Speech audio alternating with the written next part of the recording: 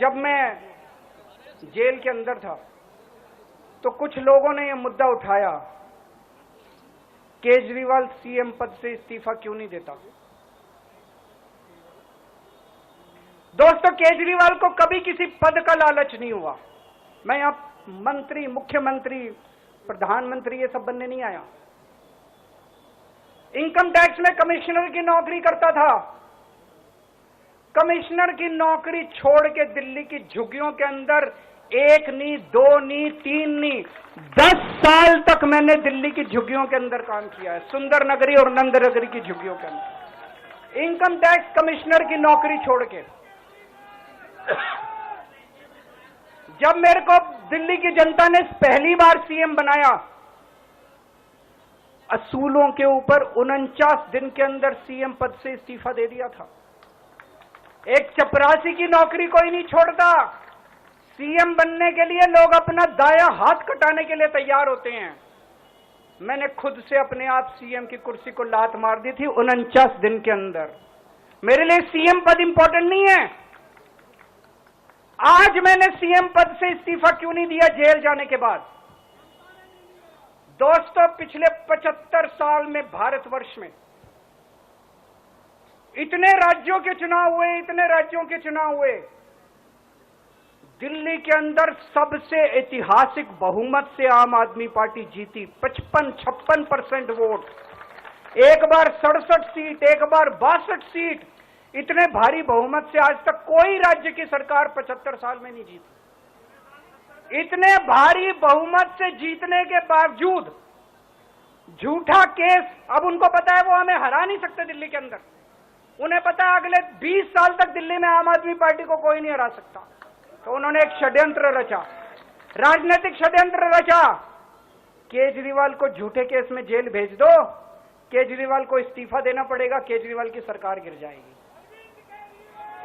उन्होंने ये षड्यंत्र रचा। मैंने कहा मैं भी इस्तीफा नहीं दूंगा। तुम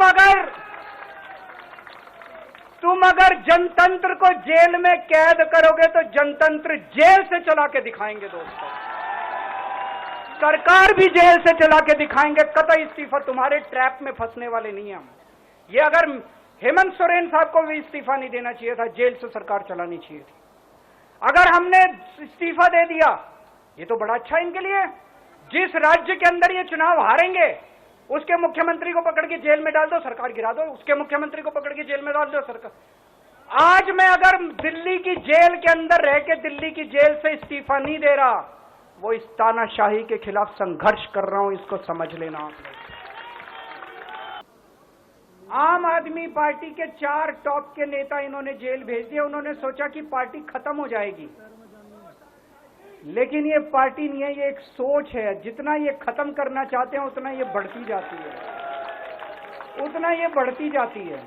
आने वाले समय के अंदर आम आदमी पार्टी ही देश को भविष्य देने वाली है, वो खुद भी मानते हैं।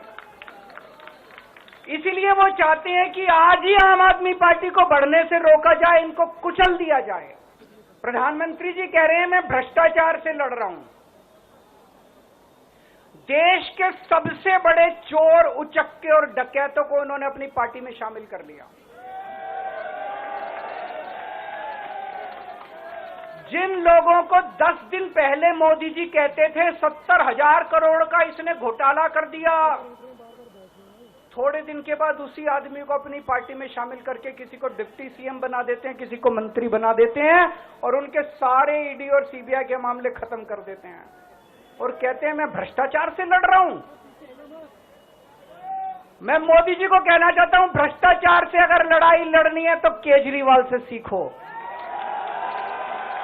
प्रधानमंत्री जी, भ्रष्टाचार के खिलाफ लड़ाई केजरीवाल ने लड़ी है।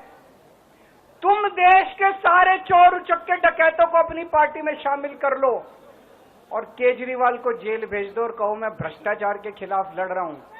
तो आप भ्रष्टाचार के खिलाफ नहीं लड़ रहे प्रधानमंत्री जी। आप देशवासियों को बेवकूफ मत समझो। देश बच्चे बच्चे की जुबान के ऊपर हो रहा है कि सारे चोर चक्कों को अपनी पार्टी में शामिल करके और ईडी और सीबीआई के सारे केस उनके रफा दफा कर देते।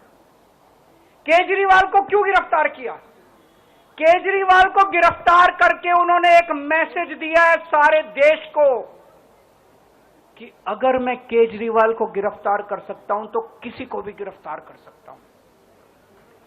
कोई केस नहीं होगा, कोई मामला नहीं होगा, तब भी मैं तुमको गिरफ्तार कर सकता हूं।